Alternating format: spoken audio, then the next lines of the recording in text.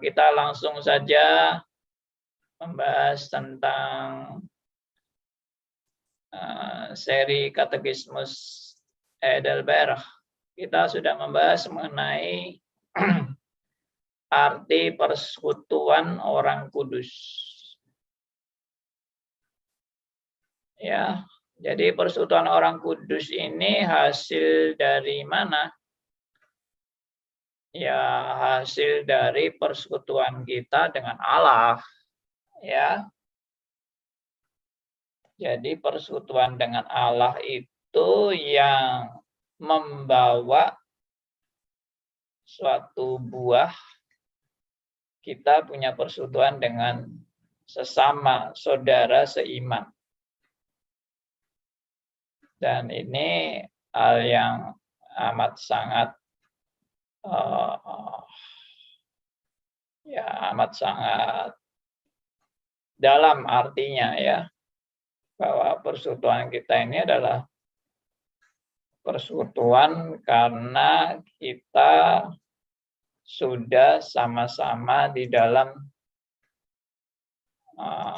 persekutuan dengan Allah, maka hasilnya kita punya persekutuan dengan sesama kita.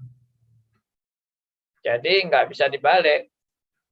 Ya, nah orang liberal seringkali membalik akan kebenaran-kebenaran ini, ya.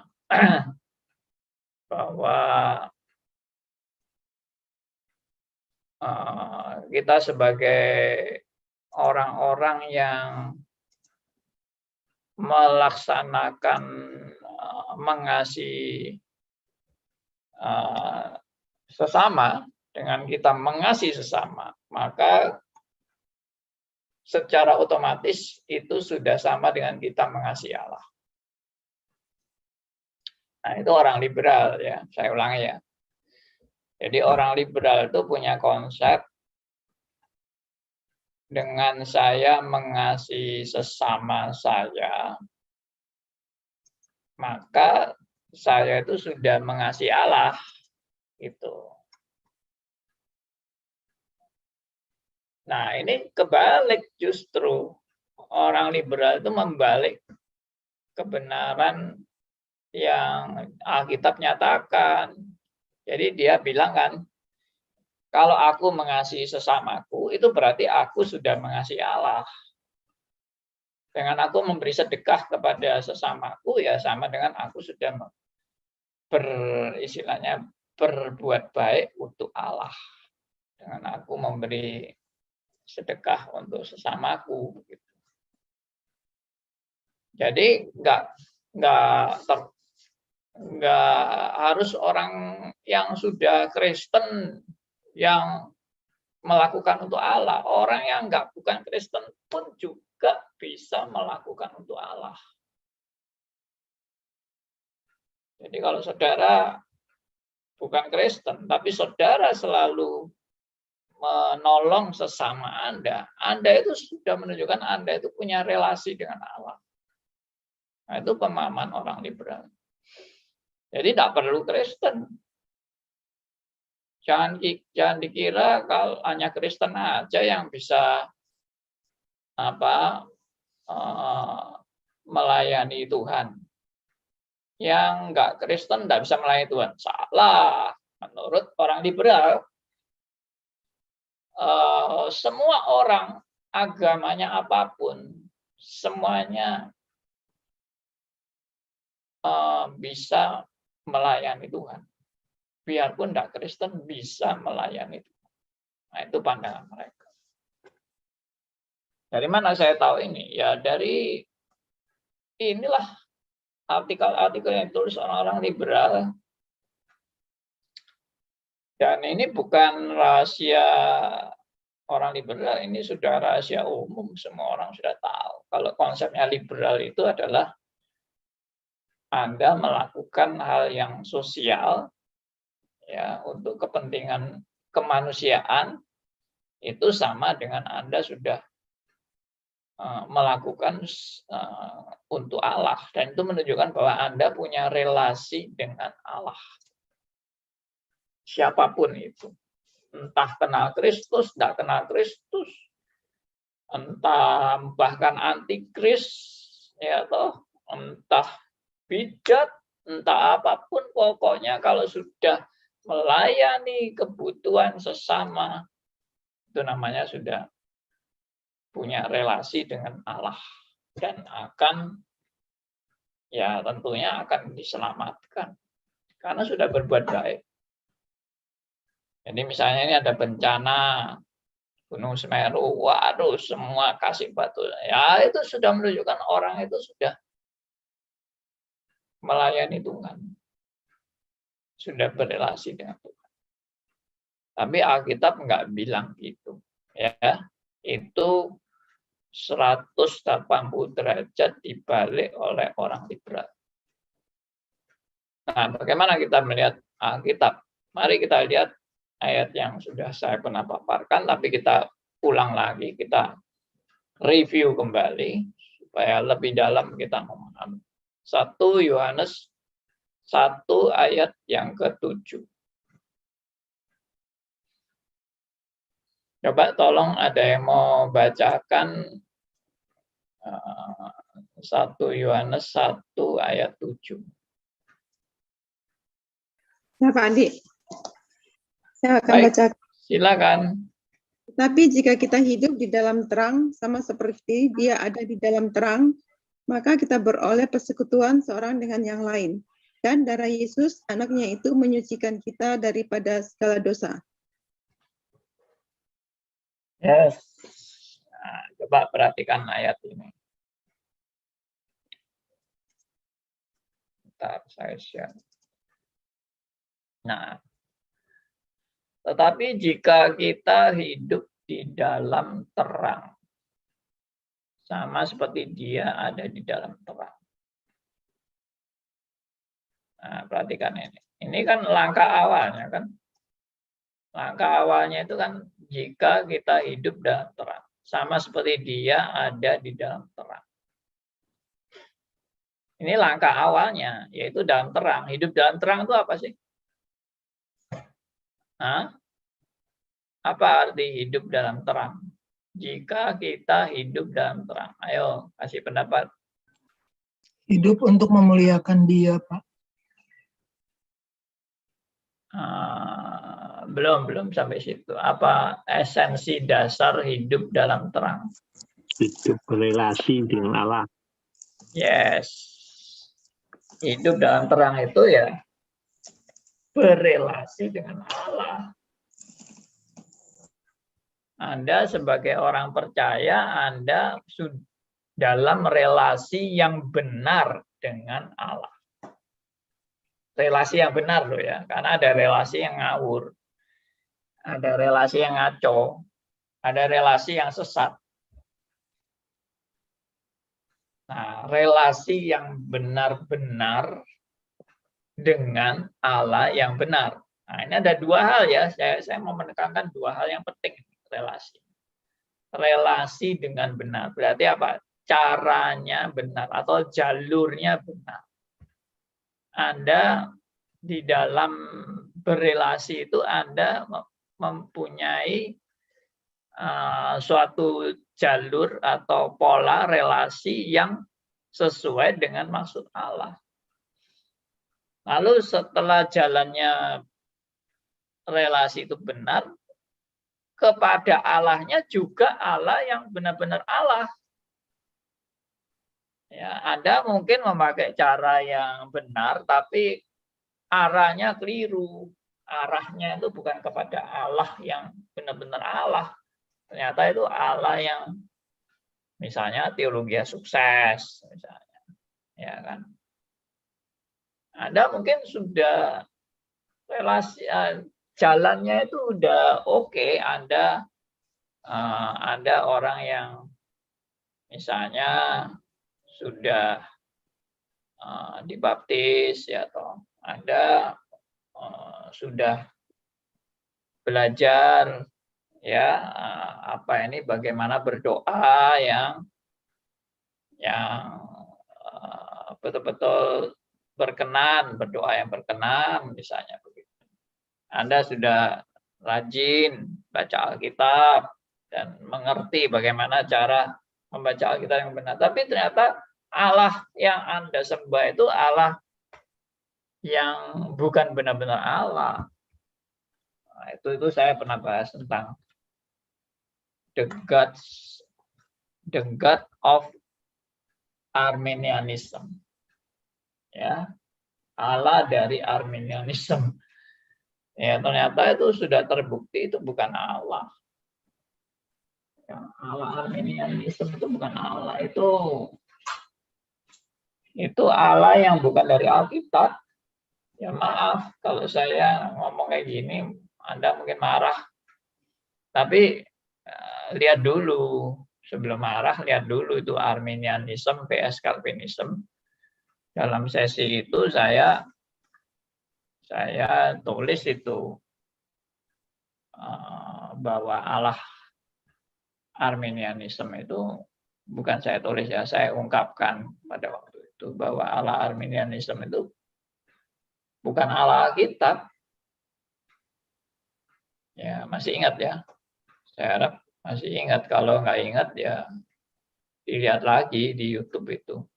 Arminianism vs Calvinism, mungkin lihat kayak gitu itu mesti berkali-kali ya supaya juga ngelontok gitu ya. Maksudnya betul-betul sampai mendalam, pemahamannya mendalam. Ya, banyak teman-teman yang bilang kalau lihat sekali belum paham atau belum menguasai, lihat kedua kali, lihat ketiga kali, keempat kali, wah lebih mantap. Ya. Nah itu enaknya lihat YouTube itu seperti itu, bisa diulang-ulang terus. Ya, kembali lagi ke sini. Jadi di dalam relasi itu kita juga harus punya pola yang benar dalam berelasi dan kepada Allah yang benar dalam berelasi. Jangan Allahnya benar, polanya salah. Polanya benar, Allahnya salah. Harus dua-dua benar. Ya, misalnya saya sudah kepada Allah yang benar, Allah Tritunggal. Tapi ternyata pola saya dalam berdoa adalah dipengaruhi teologi sukses. Nah, wah, ngotot dalam berdoa atau yakin pasti Tuhan mengabulkan kita, permintaan kita. Nah, itu sudah pola yang salah kan. Atau doanya hanya orientasi untuk diri sendiri. Ya, Tuhan sembuhkan saya, sukseskan saya, buat saya kaya, buat saya lancar hidupnya, ya, buat saya hidup enak. Nah, itu gimana itu? Itu sudah didasari oleh doktrin yang keliru. Ya, spirit yang juga keliru. Cara yang keliru, keliru semua. Nah, itu. Oke, jadi itu tidak bisa dipisah ya. Cara yang benar dan kepada Allah yang benar. Bagaimana kalau kita waktu itu masih keliru dan kita sesat? Ya, kalau kita anak Tuhan, kita sudah bertobat, kita sudah menerima Yesus sebagai Tuhan dan Juru Selamat. Saya percaya Roh Kudus akan menegur dan mengingatkan kita untuk kita kembali ke jalur yang benar kalau kita salah. Itu. Jadi saya percaya orang yang dipimpin Roh Kudus itu, Roh Kudus tidak pernah tinggal diam. Kalau betul-betul dipimpin Roh Kudus loh ya, kecuali roh lain yang memimpin Anda dengan spirit kesombongan, spirit gengsi, spirit tidak mau direndahkan misalnya, minta ditinggikan terus. Nah, itu harus koreksi diri. Roh Kudus yang Anda percaya atau Anda yakini itu apa betul-betul Roh Kudus yang benar. Kalau membuat Anda makin sombong, makin arogan, makin mementingkan diri, memuliakan diri, egosentris, Nah, itu perlu koreksi diri. Dan sebetulnya kita semua ini orang yang seperti itu. Kita semua ini adalah asal-usulnya kita benar-benar orang yang egosentris, orang yang antroposentris, orang yang berpusat pada diri sendiri, kepentingan diri, kemuliaan diri, ya, berorientasi pada kemunafikan, ya, minta dirinya dipuji, dimuliakan, dibesarkan, itu aslinya kita. Nah, makanya perlu terus dikoreksikan, diubah. Belajar menyangkal diri, belajar pikul salib, belajar sadar aku bukan apa-apa. Jangan sombong, jangan merasa kamu hebat, jangan merasa kamu punya sesuatu, nothing. Ya, Tuhan mau hajar Anda dan saya untuk kita habis. Itu Tuhan ajar.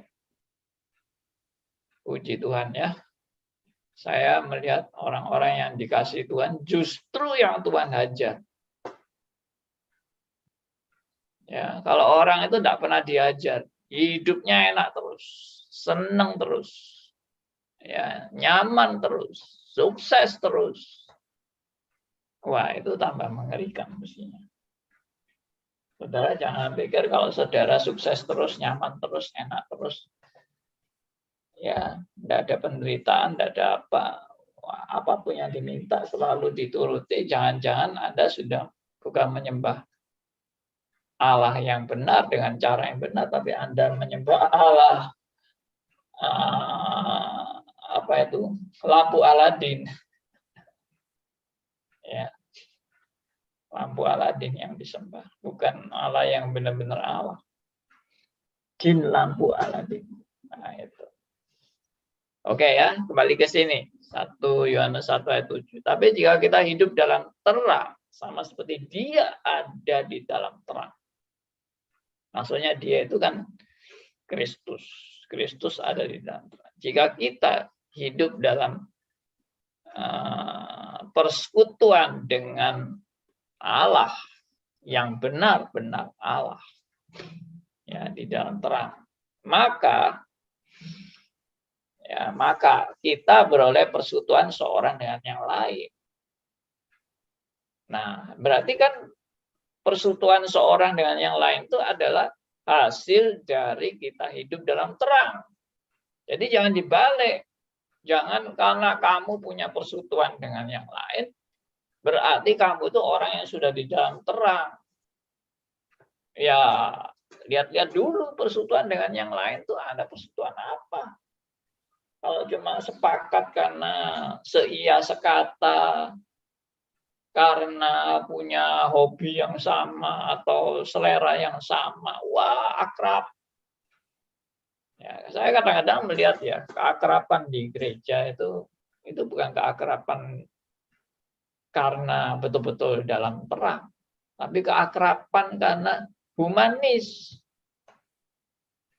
Lu hobinya apa? Pelihara ikan. Wah sama, gua juga senang ikan gua. Ya, ayo ngobrol tentang ikan ya. Wah, ikan koi begini harganya begini, wah pemeliharanya begini. Wah, iya saya begini.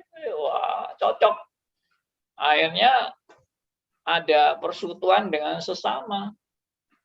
Tapi itu persekutuan dengan sesama bukan karena hidup dalam terang, tapi karena hobi yang sama tentang ikan. Nah, hobi orang kan banyak ya, ada hobi foto, ada hobi anjing, ada hobi nonton bioskop atau film-film apa. Wah, cocok itu. Kalau hobinya sama cocok. Ya, hobi apa, kumpulin barang antik atau hobi mobil antik, cocok itu. Ya, tapi ya itu bukan karena dalam terang. Karena kecocokan aja. Saya tidak katakan itu jelek, bagus itu. Memang relasi seperti itu juga bagus, akrab. Tapi itu bukan maksudnya ini. 1 Yohanes 1 ayat 7 ini. Ya, jadi jelas-jelas di dalam terang, kalau kita di dalam terang, maka ada kata maka itu berarti akibat kan. Kita beroleh persekutuan seorang dengan yang lain. Jadi bukan, ini juga suatu pertanda ya saudara, bahwa kita sebagai orang percaya itu tidak mungkin individualis. Begitu saya di dalam dia, saya sudah tidak mau peduli dengan orang lain, saya tidak ada komunikasi dengan orang lain, saya hanya sama dengan Kristus saja. Titik. Oh, kita tidak ngajari begitu. Meskipun hubungan dengan Tuhan itu adalah relasi pribadi, ya, secara individu. Hubungan dengan Tuhan itu relasi pribadi. Tapi juga Tuhan mau menekankan relasi secara individu itu terdampak dengan relasi secara horizontal dengan sesama. Itu sudah hukumnya. Jadi error kalau sampai saya itu sudah menekankan vertikal, tapi saya sama sekali tidak punya connect dengan horizontal, itu kasih tanda tanya besar. Kenapa?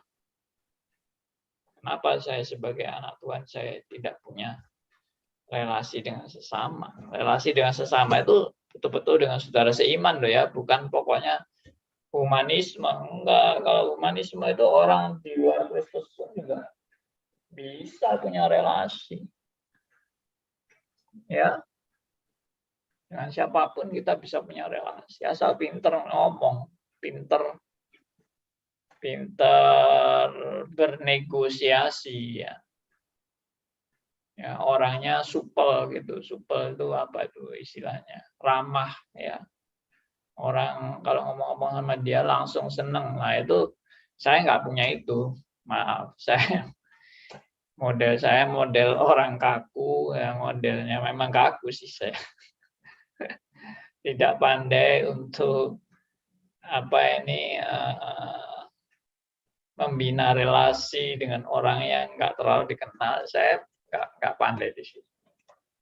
Ya, tapi sama saya Pak Andi sendiri saja, sama gitu. Semua banyak juga begitu Pak. Gitu ya. Ya, tapi saya berusaha. Saya bukan malu. Sudah gua gini ya gini.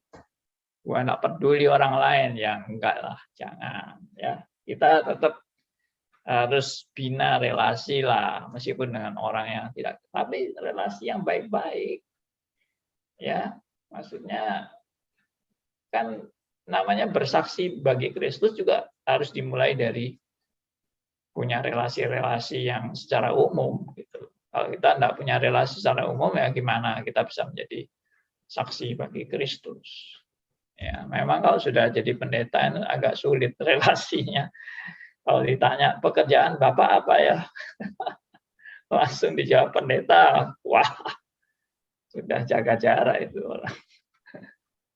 Ya, atau takut duluan ini. Waduh, saya dekat-dekat pendeta nanti saya bisa terseret ini saya lagi. Oke. Jadi saya ulang lagi ya. Jadi jika kita hidup dalam terang, sama seperti dia ada di dalam terang, maka akibatnya kita beroleh persekutuan seorang dengan yang lain. Nah, ini horizontal. Ya, kalau kita punya hubungan vertikal, maka hasilnya adalah kita punya hubungan dengan horizontal. Dan dikatakan, dan darah Yesus anaknya itu menyucikan kita daripada segala dosa. Nah, itu untuk ayat-ayat berikutnya. Tapi yang jelas prinsipnya udah nggak seperti orang liberal. Kalau liberal dibalik, ya. Jadi kalau saya sudah menolong sesama saya, itu berarti saya sudah punya relasi dengan Allah. Dibolak-balik gitu sama orang liberal. Saya juga sedih ya. Kalau lihat orang-orang liberal ini, mereka ini mungkin orang-orang belum lahir baru. Mungkin, maaf saya tidak boleh menghakimi. Tapi Mungkin mereka itu, bagi mereka relasi dengan Allah itu apa? Abstrak. Nggak jelas itu relasi dengan Allah itu. Suatu yang nggak realistis, itu suatu dunia mistis yang aneh-aneh bagi mereka. Sudah, tidak usah aneh-aneh gitu. Apa doa yang menembus langit, ya, atau doa yang betul-betul hangat hubungan dengan Tuhan. Itu bagi mereka hanya main perasaan-perasaan yang nggak jelas. Sudah, relasi dengan Tuhan itu apa? Berilah kepada orang-orang miskin. Ya. Tolonglah mereka yang membutuhkan pertolongan. Itu relasi dengan Allah. Sudah. Biarpun Anda nggak pernah baca Alkitab, tapi kalau Anda tolong orang lain dan Anda memberi mereka yang kelaparan, memberi makan dan sebagainya, itu Anda sudah berrelasi dengan Allah. Ya, oke. Ya, saya berhenti sampai di sini aja tentang relasi ini dan pandangan orang liberal, karena liberal ini juga berkembang di mana-mana. Ya, oke, silakan ada yang mau nanggapi, ada yang mau share mungkin. Siapa yang pernah ketemu orang liberal atau pernah berdebat dengan orang liberal? Atau enggak ya? Biasanya jemaat ini memang saleh-saleh semua, jadi pergaulannya dengan orang-orang yang saleh-saleh juga gitu ya. Enggak pernah bergaul sama orang-orang liberal-liberal itu. Kalau saya dulu sering ketemu orang liberal, karena di kampus saya itu banyak orang liberal. Ya, Saya punya pengalaman, Pak Andi. Ya, Bu Tripi dulu ya, maaf. Silakan. Saya punya pengalaman, ini hanya pendek saja, karena saya dimasukkan di sebuah grup yang orang Kristennya saya sendiri, Pak. Oh. Jadi semua teman-teman saya SMA itu Muslim. Yang Kristen hanya saya sendiri. Tetapi pimpinan dari grup itu memang dia sengaja memasukkan saya supaya antara kepercayaan mereka dan kepercayaan yang saya anut itu bisa ada tambah wawasan begitu, Pak. Oh, nah, terus saya mereka menanyakan masalah Yesus Kristus itu apa sebetulnya dan sebagainya itu. Ya, saya ambilkan semua dari Alkitab, dari Perjanjian Lama dan Perjanjian Baru. Meskipun demikian, saya juga bersaksi bahwa saya tetap menghormati kepercayaan mereka sebagai orang-orang Muslim. Dan saya misalnya kalau kehadiran saya di sini, yang karena saya diundang, saya mengganggu misalnya, ya saya siap dikeluarkan gitu. Tapi mereka responnya bagus ternyata. Yang pimpinan dari grup itu, jangan, Bu Trepi jangan keluar. Terus yang lain juga jangan keluar, karena kita juga belajar bersama-sama. Begitu. Jadi perdebatan memang ada, Pak, di dalam grup itu. Dan saya mengatakan bahwa kita keselamatan itu bukan dari perbuatan baik kita, begitu. Hanya belas kasih Tuhan saja. Mereka tidak mau, tetap nggak mungkin gitu. Tuhan itu kan baik, nggak mungkin kita membiarkan kita berdosa. Terus saya bilang gitu, Tuhan memang menghendaki kita tidak melakukan dosa, tapi Tuhan bisa melakukan sesuatu dalam dosa manusia untuk penggenapan rencananya. Saya bilang begitu. Apa salah ya, Pak, saya mengatakan begitu? Terima kasih, Pak Andi. Baik. Gini ya, menurut saya, kalau kita itu berkecimpung di dunia mereka yang notabene bukan orang Kristen, kita jangan memasukkan kebenaran-kebenaran yang kita sudah pelajari yang konteksnya hanya untuk orang percaya kebenaran itu. Saya beri contoh misalnya predestinasi. Ya, menurut saya jangan kita share tentang predestinasi kepada mereka. Kacau. Kenapa kacau? Karena mereka presupposisi dasarnya aja sudah nggak sama dengan kita.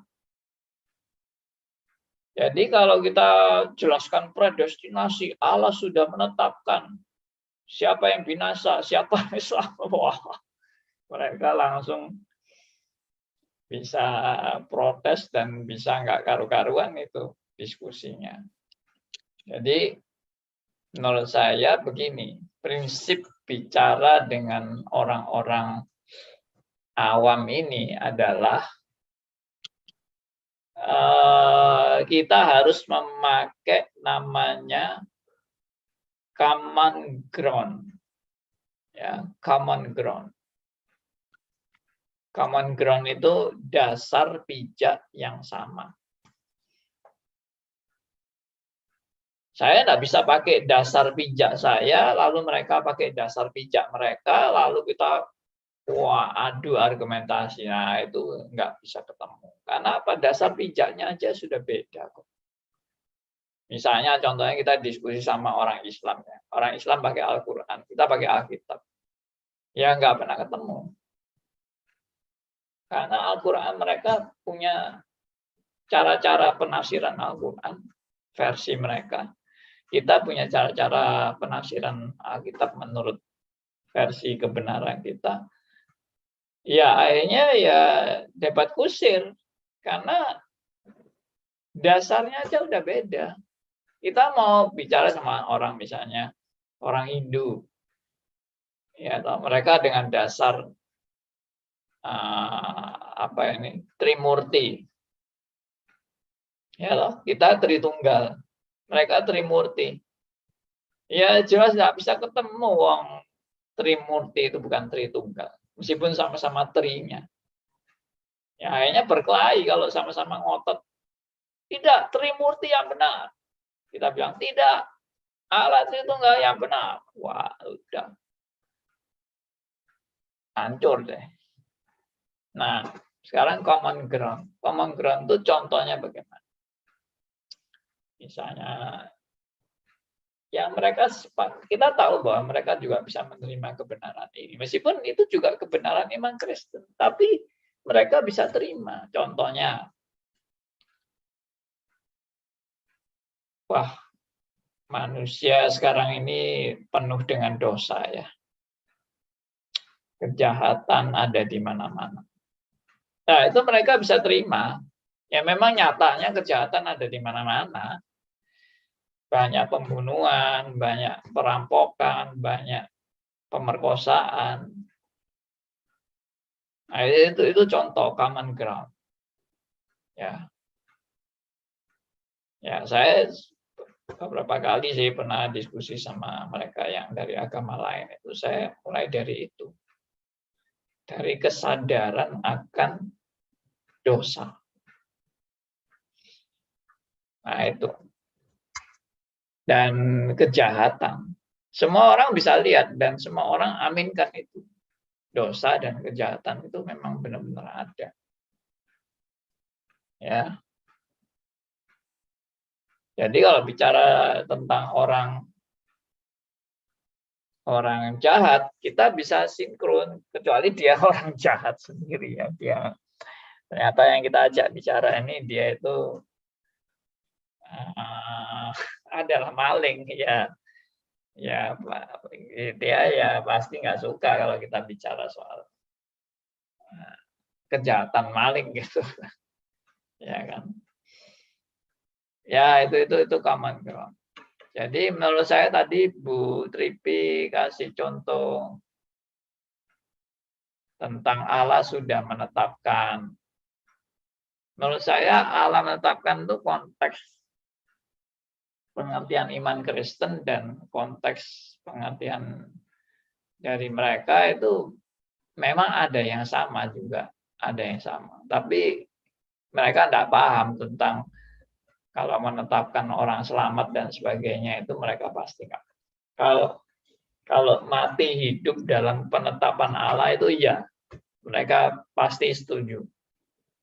Ya, karena banyak orang Islam juga yang teologinya juga reform. Tentang penetapan Allah itu juga reform mereka. Misalnya, ya orang mati itu sudah takdirnya, itu sudah jalan Tuhan buat dia. Ya, dalam hal itu mungkin mirip-mirip, ya.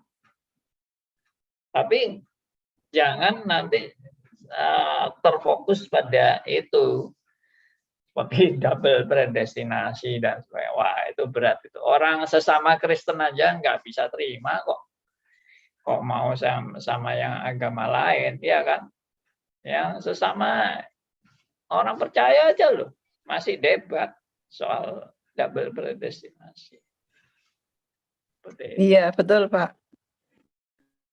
Iya. Oke, ada teman-teman lain mau share, silakan. Mau kasih Terima pendapat. kasih Pak Pendeta. Ya, Pak Andi. sama-sama. Pak Andi, Ya, Theodor, silakan. Pak, saya pernah baca di satu sosial media, itu quote dari Pak JG. Mungkin Bapak tahu ya Pak JG itu ya Pak ya. Dia bilang, dia kutip dari Matius 5 ayat 9. Berbahagialah orang-orang yang membawa damai, karena kalian akan disebut sebagai anak-anak Allah. Nah, dia bilang, siapapun Anda, apapun latar belakang Anda, apapun kepercayaan Anda, kalau Anda membawa damai, Anda itu anak-anak Allah. Nah, di sini banyak pergumulan, Pak. Saya pribadi melihat ini benturan keras antara nilai ortodoks dengan humanisme. Karena mungkin Pak JG itu lupa, Yesus itu punya audiens. Dia ngomong nggak kepada semua orang. Dia ngomong kepada orang yang ada di situ. Yesus punya murid, kan 12 murid. Nah, lalu saya memikirkan Allah menciptakan manusia, itu betul. Dari satu manusia lalu menjadi banyak bangsa. Tapi Allah bagi banyak bangsa itu beda dengan Allah menyelamatkan semua orang. Saya bergumul sampai ke situ sih, Pak. Nah, Kristus itu kan terutus, tadi kan Bapak bilang kan, common ground kan, Pak ya. Kristus terutus kepada kaum domba Yahudi. Tapi sebenarnya siapa Israel sejati? Kemarin saya simak di penutupan Stris itu, Bapak Gito kan kutip Wahyu 7 ayat 9. Itu banyak bangsa sebenarnya. Ya mungkin Pak JG itu ingin menyampaikan sebenarnya keselamatan itu banyak bangsa, tapi bahasa dia itu universal, Pak. Sangat humanis gitu, Pak. Saya tidak tahu apakah itu ciri-ciri liberal atau tidak. Saya mohon tanggapan Pak Andi juga. Makasih, Pak. Baik. Ya, kalau saya nilai sekilas sih sama. Itu memang spiritnya orang liberal ya gitu. Ya, bahwa kalau kita beramal, kita memberikan budi yang baik, itu ya kita sudah berbuat semua itu untuk Tuhan. Semua itu adalah apa itu namanya? Kita sudah beragama, menunjukkan bahwa kita ini orang beragama, orang yang betul-betul cinta Tuhan dan ikut Tuhan, ya dengan cukup beramal saja. Menurut saya, ya memang itu pandangan orang liberal. Nggak usah dipikir-pikir lagi. Ya jelas itu liberal. Dan kamu salah konsep, terbalik konsepnya, bahwa sumber perbuatan yang benar, sumber perbuatan yang sesuai dengan kehendak Allah, itu bukan dari kemampuan manusia. Saya senang dengan ilustrasi buah itu aja. Jadi menurut saya kalau Theodor kadang-kadang bingung dengan pandangan orang-orang seperti itu, kita pakai perspektif ajaran Tuhan Yesus yang menggambarkan antara pokok anggur yang benar dan kita carang-carangnya. Maka yang mengeluarkan buah itu ya carang. Dari carang itu keluar buah. Kan ya ada sih dari pokok, batang pokok, ada juga buah, ada tanaman-tanaman tertentu yang buahnya itu bukan di carangnya, di ini batang pokoknya. Ya. Ada itu buah kayak gitu. Ya mungkin kalau tidak salah buah nangka itu kayak gitu ya. Di batang pokoknya itu langsung keluar buahnya. Tapi ilustrasi anggur itu mau menunjukkan bahwa ada pokok anggur, ada carang, dan buah itu keluar dari carang. Maka dari ilustrasi ini mau menunjukkan bahwa harus ada relasi dulu antara carang dan pokok. Anda nggak bisa mau jadi carang yang keluar dari pokok anggur, lalu Anda mau berbuah sendiri, itu nggak mungkin bisa. Tuhan Yesus sudah ngomong itu, carang tidak bisa berbuah dari dirinya sendiri. Nah, perhatikan itu kata-kata itu. Carang tidak bisa berbuah dari dirinya sendiri. Artinya apa? Artinya kalau kamu tidak punya persekutuan dengan Tuhan, kamu tidak mungkin menghasilkan buah. Kamu pasti apa yang kamu lakukan itu bukan buah, itu hasil dari dirimu sendiri, tapi itu bukan buah. Yaitu seperti humanisme, ya, yang bersifat antroposentris, ya, egosentris dan sebagainya, Oke, itu jawaban saya. Tapi memang pada dasarnya Pak Andi, yang maksudnya liberalisme itu mereka memang tidak mengakui bahwa Tuhan Yesus itu Allah gitu. Dia hanya pribadi, tokoh yang luar biasa saja gitu. Terus yang kedua, mereka tidak mengatakan bahwa Tuhan Yesus adalah satu-satunya jalan keselamatan itu sendiri. Jadi kalau seandainya maksudnya mereka belum diselipkan maksudnya dengan Roh Kudus gitu, mereka tidak akan mampu melihat itu. Oleh sebab itu di dalam apapun yang kita beritahukan ke mereka, pasti mereka tolak gitu. Jadi maksudnya cuma kira-kira bagaimana kita hadapin orang liberalisme seperti Pak Andi bilang, ya kita nggak bisa maksudnya konfrontasi dia dengan apa yang dia percaya, karena dia juga bisa buktikan gitu. Tapi harus itu ya Pak Andi, seperti maksudnya hal-hal yang seperti yang kejahatan, dosa, mungkin itu baru masuk gitu. Begitu ya Pak Andi. Apa kalimat terakhir dari Ibu B? Maksudnya karena orang liberal ini juga pintar sekali di dalam berargumentasi. Jadi kalau kita maksudnya berikan mereka kepada mereka, mereka juga bisa jawab dengan mereka punya jawaban. Jadi satu-satunya cara untuk masuk untuk maksudnya membuat mereka sadar itu akan keselamatan itu, apakah dengan melalui tentang kejahatan dengan dosa ya Pak Andi, maksudnya begitu. Masuk tentang dari mana datanya kejahatan gitu dan dosa. Nggak bisa. Diskusi dengan orang liberal itu nggak bisa. Nggak nyampe. Kebenaran seperti itu nggak nyampe. Karena penekanan mereka itu tetap adalah humanisme. Dan bagi mereka, keselamatan itu bukan monopoli orang Kristen. Keselamatan itu milik semua agama. Yuk, agamanya apa saja bisa selamat. Karena Allah itu mengasihi semua bangsa. Nah, itu dia penekanannya universalisme. Ya, universalisme itu mengajarkan apa? Keselamatan itu untuk semua orang, untuk semua bangsa, untuk semua agama. Jadi Anda kepercayaannya apapun, Anda berbuat amal, Anda pasti berbuat itu untuk Allah. Dan dia anggap kekristenan pun itu mengajarkan universal. Yaitu tadi, kalau kamu Kalau aku telanjang, kamu beri aku pakaian. Kalau aku lapar, kamu beri aku makan. Kalau aku di penjara, kamu menjenguk aku. Ya, itu bagi dia itu keselamatan universal. Jadi siapapun orang yang menolong sesamanya itu sudah berbuat untuk Allah. Kan Tuhan Yesus juga bilang, apa yang kamu lakukan kepada orang yang pada orang yang paling hina atau paling rendah ini, kamu melakukannya kepadaku. Yaitu lalu diangkat ayat itu jadi ayat yang untuk universalism. Ayat yang untuk menunjukkan bahwa dengan aku berbuat amal, aku sudah berbuat untuk Tuhan. Nah, itu yang jadi pegangan orang liberal. Sehingga kalau kita selalu menekankan satu-satunya jalan, Yesus, itu sempit. Dia pasti nuduh begitu. Kamu itu pikiranmu sempit, kamu pikiranmu cupet. Ya. Hanya ego saja, hanya Kristen saja yang selamat. Itu sombong itu.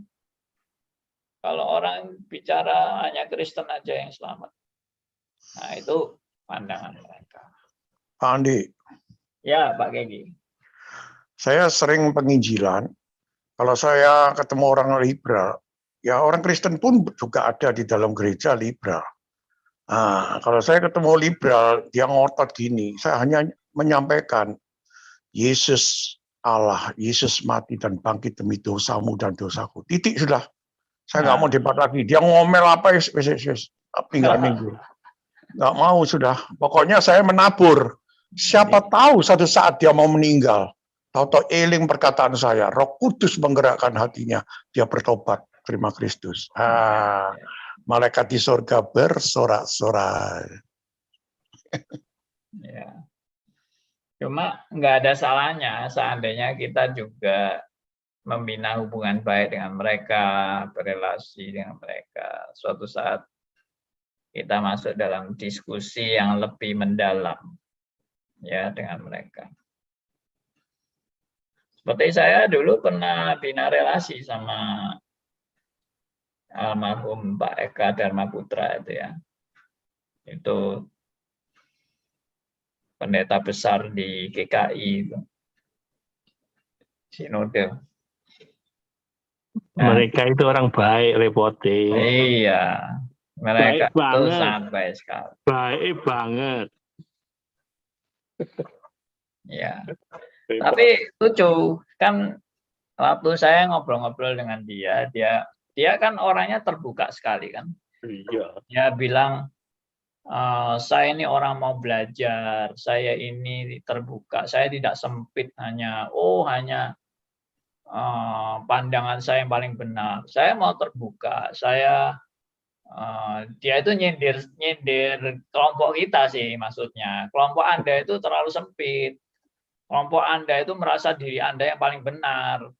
Ya toh, kelompok Anda itu naif gitu. Sedangkan saya luas. Saya itu terbuka. Ya, saya itu open minded ya. Kamu cuma narrow minded gitu. Nah, kayak gitu-gitu ngomongannya. Tapi kemudian saya pelintir dari omongannya dia.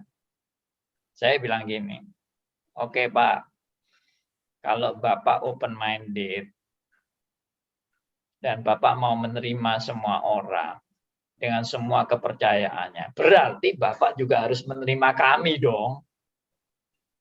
Ngerti maksudnya? Iya. Betul.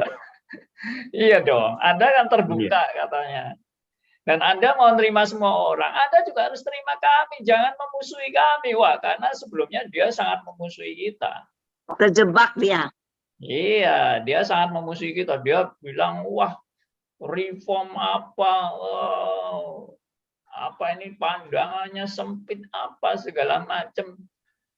Terus saya bilang sama dia, gini loh Pak, Bapak menilai kami itu kan dari luar. Bapak belum benar-benar mengenal kami.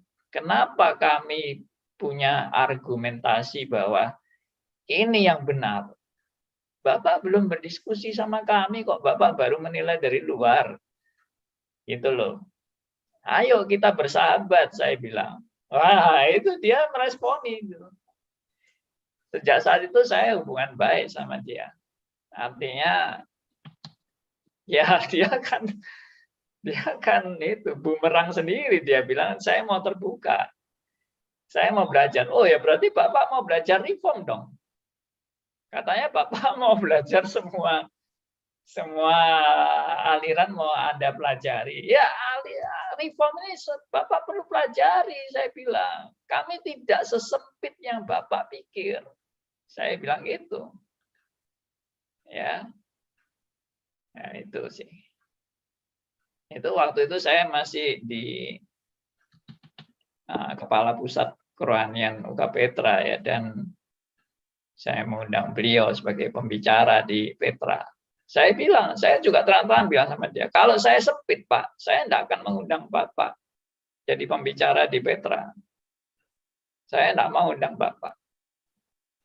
Jadi ini saya mengundang Bapak sebagai pembicara itu, saya tunjukkan bahwa saya juga orang yang open-minded, bukan orang yang sempit. Dan saya juga mau belajar cara pandang orang liberal itu apa. Saya mau belajar. Nah, dia lalu appreciate ya. Ya, puji Tuhan lah bisa ngobrol-ngobrol sama orang gede. Ya, cuma dia diberi umur nggak terlalu panjang oleh Tuhan. Jadi sudah dipanggil Tuhan duluan. Oke. Sudah jam 10 lebih nih. Kita sudah selesai diskusinya. Jadi satu hal yang bisa kita pelajari hari ini adalah persekutuan dengan Tuhan membawa persekutuan kita dengan sesama. Jadi kalau kita ngaku-ngaku punya persekutuan dengan Tuhan, tapi persekutuan kita dengan sesama nggak beres, nah, kita perlu introspeksi diri. Ya kan? Kenapa kok persekutuan saya dengan sesama kok nggak beres, itu kenapa? Why? Kalau sama-sama anak Tuhan, yang sama-sama cinta Tuhan, mestinya sih kita itu bersatu hati. Sama-sama anak Tuhan loh ya. Kecuali satunya bukan anak Tuhan ya, udah nggak usah ngomong itu kalau begitu. Tapi kalau kita betul-betul anak Tuhan, kita betul-betul punya kerinduan yang sama. Anak Tuhan itu mestinya punya kerinduan sama. Apa kerinduannya? Ya, mengutamakan kebenaran. Ya, menggali kebenaran. Kerinduan kita adalah cinta kita akan Tuhan itu diwujudkan dengan kita betul-betul haus akan kebenaran. Saya tidak percaya ada orang yang betul-betul anak Tuhan tapi tidak haus kebenaran. Saya tidak percaya. Dia ngakunya anak Tuhan, tapi dengan kebenaran dia tidak peduli. Nah, Anda perlu koreksi diri ya. Yang ngaku-ngaku anak Tuhan tapi tidak mempedulikan kebenaran. Kalau kita anak Tuhan yang benar, pasti kita punya kerinduan mengutamakan kebenaran di atas segala-galanya. Termasuk mengutamakan kebenaran di atas pendapat saya. Mengutamakan kebenaran di atas pikiran saya. Ya. Di atas apa yang saya anggap benar. Kebenaran yang paling mutlak adalah kebenaran yang bersumber dari firman Tuhan dengan penafsiran yang benar juga. Jangan penafsiran yang ngawur, sama aja. Nah, dengan demikian, kalau kita betul-betul komitmen seperti itu, saya yakin kita punya persekutuan satu dengan yang lain. Jadi persekutuan satu dengan yang lain itu bukan sekedar kayak persekutuan oikumene gitu. Kalau persekutuan oikumene itu nggak menjamin persatuan. Itu oikumene itu cuma luarnya tok. Cuma kulitnya aja oikumene itu. Tapi doktrinnya saling bertentangan. Nah itu yang nggak benar. Saya percaya persekutuan yang benar itu didasarkan atas doktrin yang benar. Bukan didasarkan pada silakan pengertian sendiri-sendiri, pokoknya kita saling mengasihi. Nggak bisa, itu ngawur itu namanya. Itu itu hanya persatuan semu, bukan benar-benar pada akarnya. Kalau persatuan yang benar-benar pada akarnya itu selalu bersandar pada ajaran yang betul-betul back to the Bible. Oke. Pak Andi, maksudnya doktrin yang tidak didasarkan pada perasaan, pengalaman, atau rasio saja semata-mata. Betul kan Pak Andi? Betul.